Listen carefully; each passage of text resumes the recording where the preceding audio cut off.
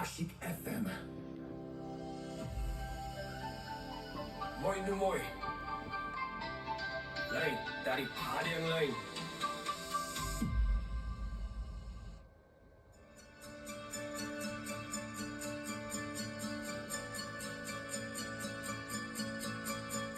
Ya, Asyik FM, moi no moi, lain daripada yang lain. Pai nak getik lagu ju drama band. Biarkanlah.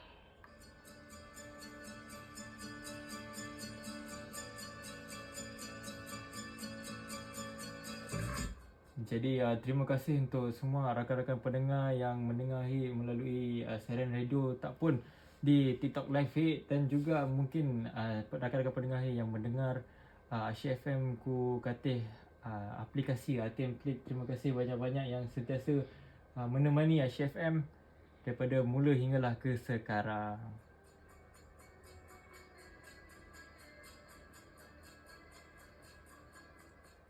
Jadi ia pun dah sampai ke penghujung kata segmen Joke Healing.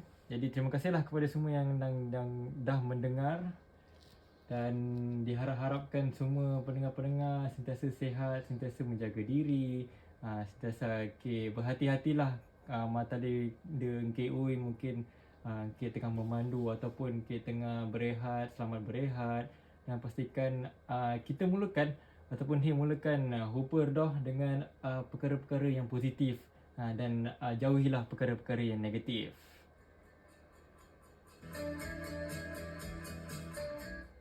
Jadi terima kasih juga DJ Vicky, rakan partner kan, partner yang paling handsome yang ngeromai je menjadi punya mentor kata Asyik FM dia, dan juga semua DJ radio yang mau kata Asyik FM dia menjadi punya pemakin semangat dan juga menjadi pembimbing untuk mengembangkan sayap oh boy sayap kata Asyik FM. Dan pastinya terima kasih juga rakan-rakan pendengar yang sentiasa memberi meramai sokongan dan juga memberi dorongan untuk lebih berani dan juga lebih bersemangat untuk menghiburkan hari-hari Encik semua.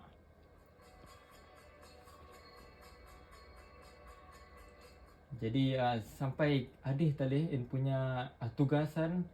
Jadi mama pun terima kasih kerana mendengar dan sentiasalah setia bersama Ruji Asyik FM.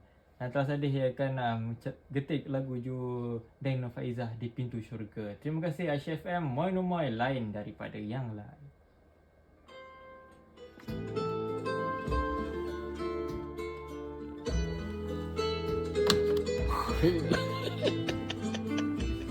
Yang mana ni? Gifting suspense and life